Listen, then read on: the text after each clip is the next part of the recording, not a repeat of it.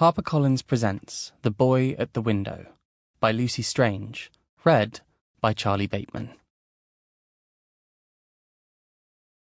Chapter 1. The Fog. I first saw the ghost on a cold autumn night. Fog had settled in the valley, a thick, damp curtain of grey. It wrapped itself around our old house and shut out the feeble sunlight. It shut out the stars at night. It shut out the whole world. Mother and I were having supper in the dining room, in silence, as usual. I tried to eat my soup without slurping.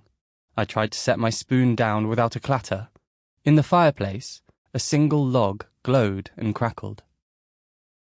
"How are you feeling today, Mother?" I asked. I knew the fog always made her feel worse. She looked pale, and the circles under her eyes were as dark as bruises. Mother replied, in that blank way of hers. She blinked as if she had only just noticed I was there. "Oh, I'm all right, my darling. How are you? How was your cough?" "A little better, I think," I said.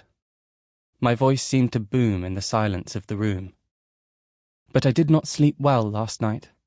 "That's good, my dear," Mother said, only half hearing my reply. She was gazing at the photograph of Father. It stood in his place at the head of the table, as it always did. "I do hope this fog clears soon. They've cancelled all the trains, you know. Your father will not be able to get home to us when he returns." I nodded and had another spoon of soup. Mother always spoke like this, as if she were expecting Father to arrive home at any moment.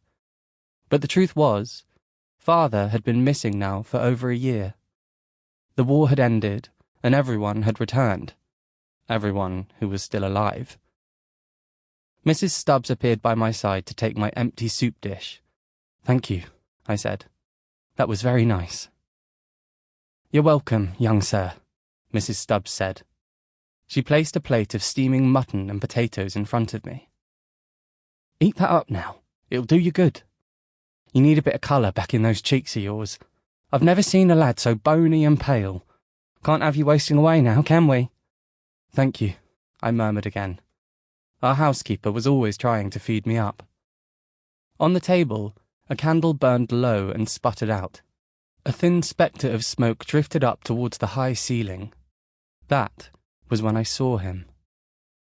He was outside the window in the foggy gloom of the garden. A small human shape that seemed to be made of moonlight. He moved slowly at first, and then fast.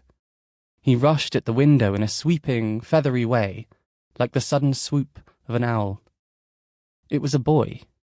The ghost of a boy. I think I gasped, or made some sort of noise. "What is it, my darling?" Mother said. I glanced at her and looked back to the window, but the ghost had gone. "Nothing," I replied. I thought I saw someone. In the garden." Mother looked round sharply. Her reflection in the window looked round too. For a moment, a hopeful smile flickered on Mother's face, but it soon faded. "I see nobody," she said, in a strange, sad sort of voice. Mrs. Stubbs came back to take our plates away, and Mother asked her to draw the curtains. "It is so miserable out there," Mother complained. "And that dreadful fog. It plays tricks." Chapter 2. The Piano Lesson. But the ghost wasn't a trick of the fog or the moonlight, and nor was it my imagination. I was sure of what I had seen. The ghost of a boy, no older than me. I could still see the odd pearly shimmer of his skin. I could still see that pleading look in his eyes, as if he were cold and hungry and alone out there. I stood at the terrace doors in the dining room the next day and watched for him. I stared into the fog for hours, but there was no ghost boy, and the only pale face I saw was my own reflection in the cold glass of the window. It was starting to get dark when at last I saw something in the fog, and the moment I saw it, I wished I had not. A stab Sample complete. Ready to continue?